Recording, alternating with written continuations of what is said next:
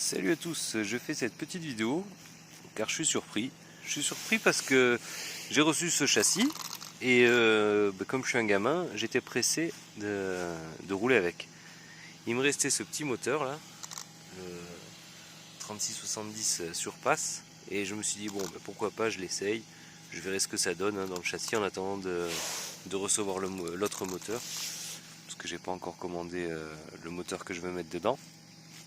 Et au final, je me suis dit, bon, bah, pour rouler de temps en temps, ça ira bien, pour essayer. Et puis au pire, s'il crame, bah, je l'ai acheté 20 € sur AliExpress, c'est pas très grave, quoi. Et en fait, ben, au début, je l'ai essayé en 4S, avec le pignon 19. Et il chauffait pas et tout, nickel, ça marchait nickel. Et vu que j'ai un Connect 150 ampères dessus, je me suis dit, bon, bah tiens, je vais essayer en 6S, on verra bien. Au pire, bah, ça casse, quoi, c'est pas très grave.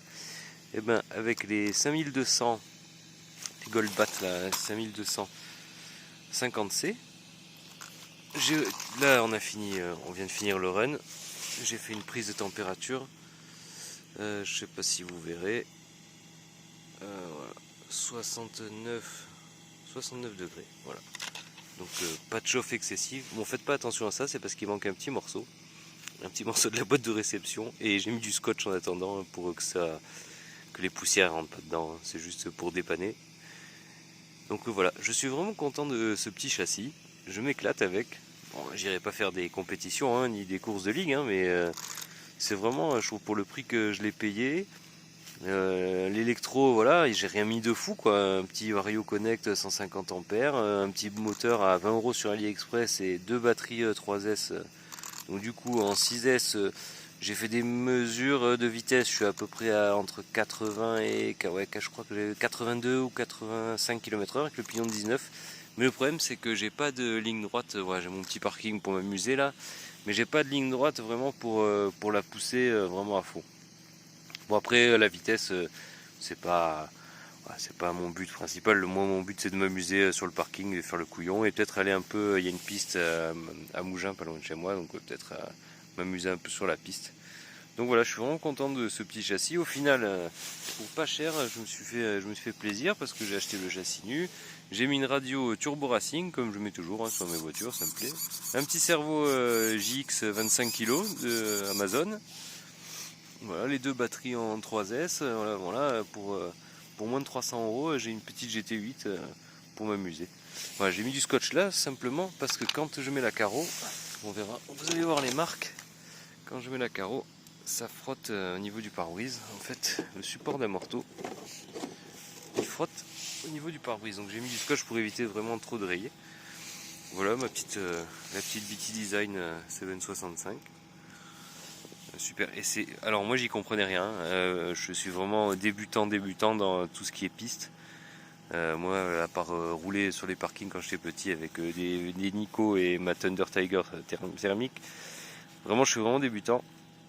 Et je suis surpris de la différence qu'il y a avec la carrosserie dessus.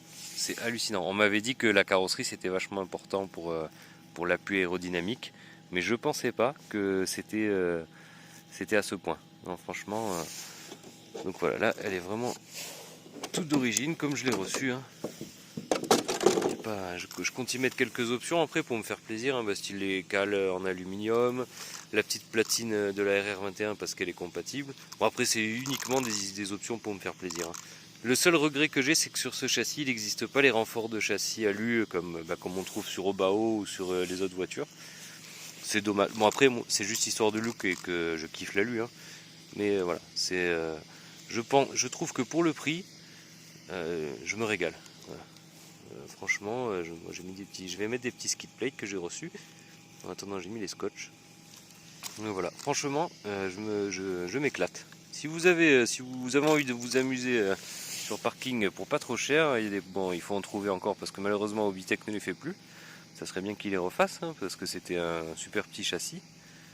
Et voilà, à part ce défaut d'arbre de transmission qui touche le. Alors ça, je sais pas comment ils ont calculé leur coût, les gars. Mais l'arbre de transmission touche la barre de renfort. Bon, c'est rien de bien dramatique parce qu'on a quand même une bonne roue libre. Mais voilà. Non. Franchement, c'est une EPX2. C'est une EPX2 GT. Voilà. C'était la version piste de leur buggy PX2.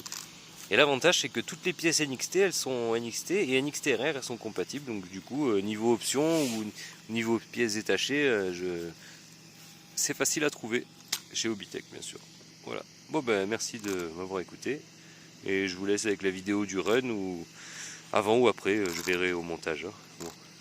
Allez, bonne soirée.